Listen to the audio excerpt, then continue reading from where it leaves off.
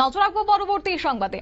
করবুক মহকুমার অন্তর্গত শিলাছড়ি ব্লকের অধীনে হাজাছড়ি এডিসি ভিলেজের শুকনাছড়ি বাজারে রেগার টাকা দেওয়া হচ্ছে না, আর সেই অভিযোগকে কেন্দ্র করে তারা রাস্তায় সামিল হয়েছেন প্রমিলা বাহিনীরা এবং তারা অভিযোগ তুলছেন যে তাদের রেগার টাকা তারা পাচ্ছেন না যথাসময়ে।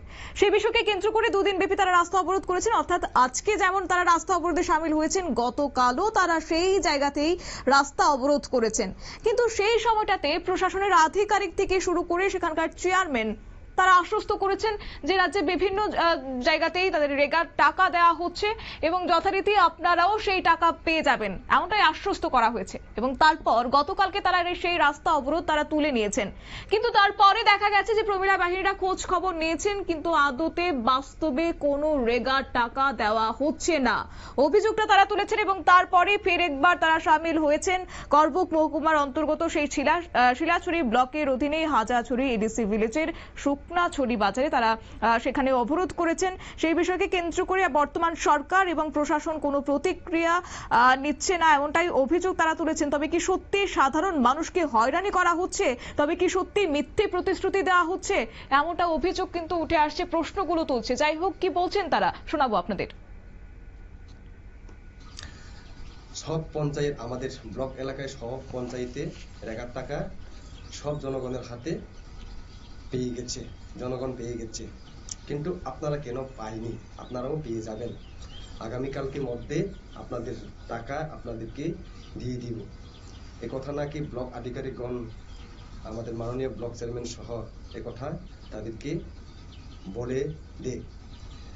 কিন্তু সে খবর সম্পূর্ণ মিথ্যা বলে ওনারা খবর পেয়ে আজকে আবার সকাল সকাল ভোট না হতে হতে আজকে আবার পথ অবরোধ শুরু করলো। এখন অবধি পথ অবরোধ চলছে আমাদের হাজাছড়ি এডিসি ভিলেজের।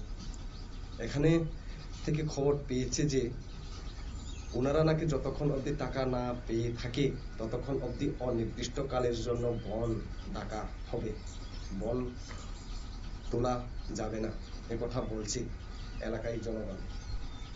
কিন্তু আমি মাননীয় ব্লক চেয়ারম্যানকে একটা জিজ্ঞেস করতে চাই, আমাদের এলাকায় ওনারাও আমাদের শুকনাছড়ির বাসিন্দা, শুকনাছড়ি এডিসি ভিলেজের, আমরা একই ভিলেজে বসবাস করি আমাদের ব্লক চেয়ারম্যান মহোদয়ের সঙ্গে।